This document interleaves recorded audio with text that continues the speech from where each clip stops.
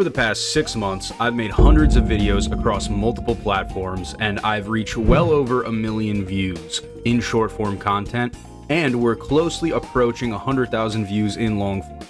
During this time, I've also made my first check off social media, and I've had a lot of fun. Now I have 10 things I've learned over the past 6 months of content creation that hopefully will be helpful to someone who's completely new, or maybe at the same level as me and looking for some insight. But first, let me give you some background. So in October, I set out with the goal of growing my Twitch stream. I mostly play Super Mario 64, and I've been really trying to think about how to generate views. Every resource that I looked at told me that I should be making content for other platforms in an attempt to funnel people into the live stream.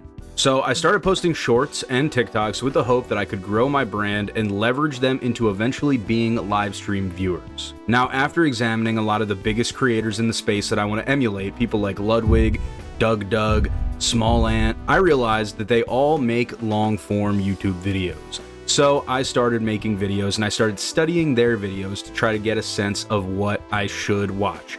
And when 2025 started, I had 3 goals. I wanted to make and upload 1,000 shorts, I wanted to upload a long form video every single week, and I wanted to stream multiple times a week. And this is video number 26, so this is the halfway point of the year. I'm well over my goal for short form content, and my long form content, well, we've been working on it. So I think it's finally time to reflect on what I've learned and share it with you guys in the hopes that maybe you can learn something as well. Number 1 is that you want to make it as easy as possible for yourself to make videos. In my opinion, the hardest step is the first, and it's very hard to combat this, especially because there's no pressure to make videos, nobody's watching, nobody really cares what you make. You can go at your own pace, and this is all well and good, but that means that the reason you have to make a video doesn't really exist. It's important to make the video making process as seamless as possible so that you actually do it.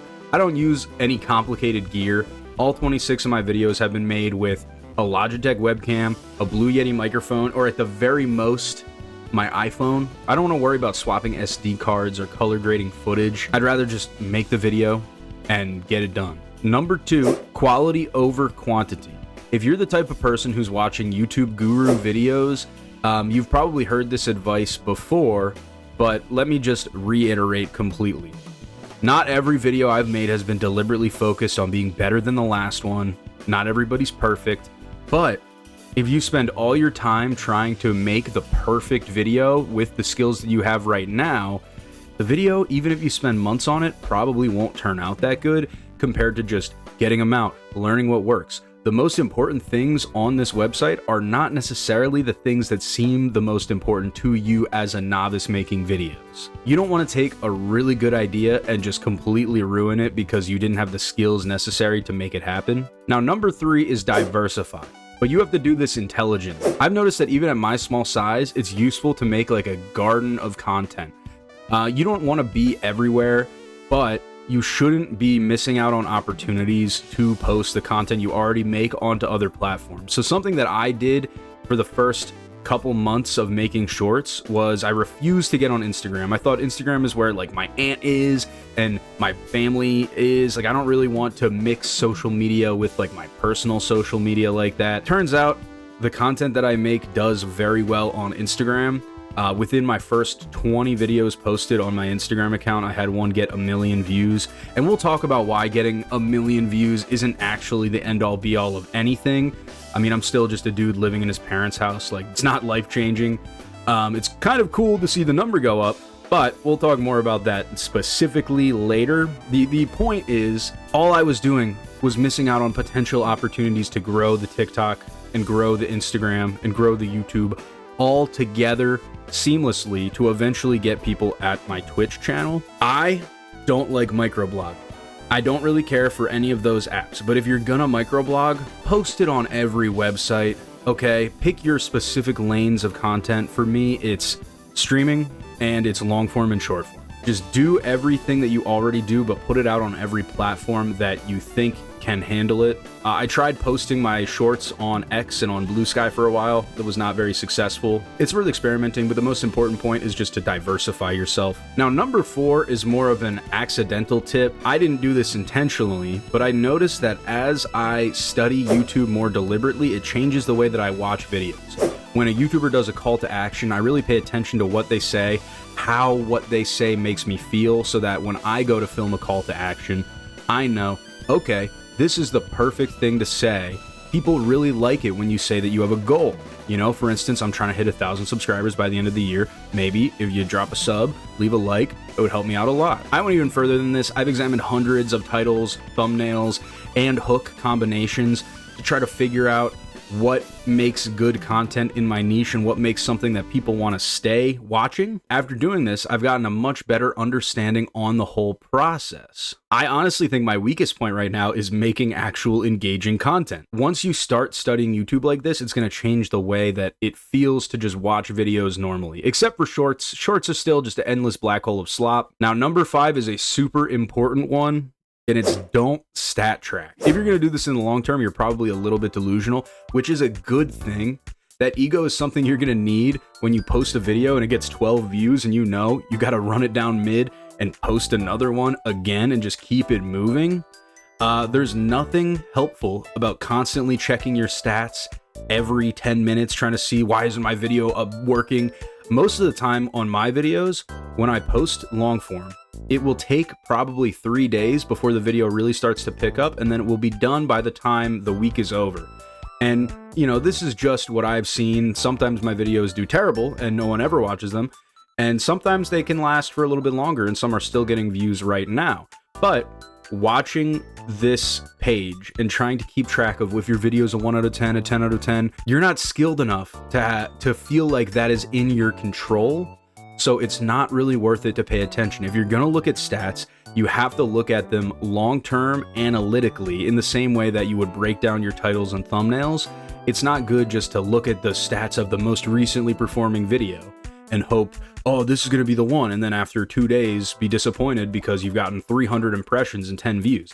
It doesn't make sense. All you're doing is wasting time that you could be focusing on the next video. Number 6 goes directly along with number 5, and it's very simple. Don't have expectations for your videos. Honestly, the whole point of this year for me is to make a lot of content so I can learn about it, so I can understand what goes into making good content, and eventually focus a little bit harder, maybe not force myself to make a video every week, and instead make my content very deliberate.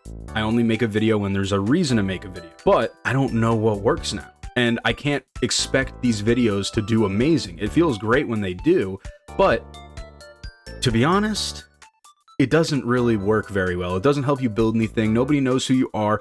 Nobody cares, and you haven't given people enough of a reason to care. Now, this next one is a really difficult one for people to understand, and that is that effort into your video does not equal results out. Just because you spent months editing, writing, and filming the perfect video doesn't mean that anybody's gonna watch it. Frankly, a lot of times your more low effort or lazy videos make more sense to people that aren't you on title and thumbnail, and they'll get clicks. It's just the nature of human psychology. We want to know what we're going to get, and we want to feel like we're satisfied and we got what we came for. The more complicated you make your ideas, the harder it is to fulfill that, especially as a novice. And because of this, a lot of times videos that you just slap together last minute do a lot better than videos that you spent hours digging through live stream footage trying to make a video emulating one of your favorite creators. And it can feel a little bit upsetting when this happens, but honestly, that's just the way it goes, man. I mentioned earlier that I was able to reach 1 million views on Instagram within my first 20 uploads, but that it doesn't really matter. And I've had videos on TikTok get over 1 million views. Frankly, the hard part is taking those viewers and then converting them into followers. Just because you get 1 million views on short form content, that doesn't mean 1 million people picked your video. That means 1 million people were served your video and chose not to leave immediately. And frankly, the numbers don't mean shit. It's the community building aspect of it that is genuinely important, and that's what I'm trying to work on. To give you a frame of reference, I've had multiple videos over 1 million views on TikTok, and I pretty much once a week will get a video getting 100,000 views or more in short form land, but I don't even have 3,000 followers. And this is for a lot of reasons, and I'm still trying to figure this out. But what I know for sure is that my stuff isn't focused enough. When you click on my profile, you can clearly see I make tons of videos about tons of different things. I upload 3 times a day, every single day, and because of this, if we have one hit, that means there are 20 videos that do not hit and probably are not relevant to the one that did hit. And I'm trying to work on this and figure this out. But all I can tell you for sure is that chasing views is way less important than chasing the community that you're trying to build. When you're a small creator, you are very, very accessible to your audience, and the people that like your stuff are really able to have a relationship with you. This can be a very good thing. I've had some really great experiences. My channel banner, for instance, comes from someone who really has been watching my TikToks since the beginning, and I think that we got a good relationship, and I'm happy that they like the videos that I make, and I think they make some very cool art, so it's awesome to have them help me out. And this wouldn't have happened if I didn't take the time to let them feel seen and reply to the comments that they make. You're building a community for other people. You're not building a community for yourself. It's nice when it works out for you, but you have to serve these people and give them what they want. And I'm still trying to get better at this, but that's the end goal. So that's 9 things that I've learned over the past 6 months of doing content creation, and I hope they're useful for you. Oh, didn't I say 10 tips? Okay, well, here's the 10th tip. If you haven't started, grab your phone right now and film a video talking about something you care about. Just get it done and just upload it, and then just get the ball moving. Anyway, I hope you liked the video. I'm Luke. I'll see you next Monday.